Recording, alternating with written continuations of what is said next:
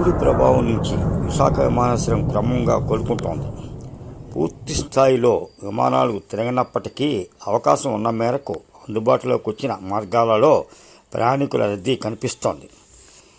గత ఏడాది ఏప్రిల్ నుంచి డిసెంబర్ వరకు 9 నెలలలో 6.5 లక్షల ప్రయాణికులు విశాఖ నుంచి రాకపోకలు సాగించినట్లు తెలుస్తోంది.